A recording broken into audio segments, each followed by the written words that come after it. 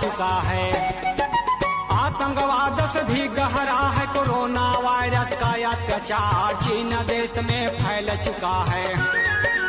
इसका इलाज नहीं फिलहाल, सावधानी ही सबकी सुरक्षा।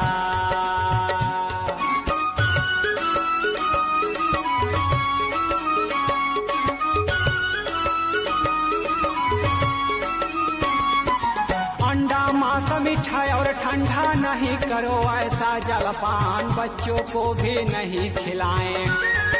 खान पान में रखना ध्यान, भीड़ जगह जब हो इंसान।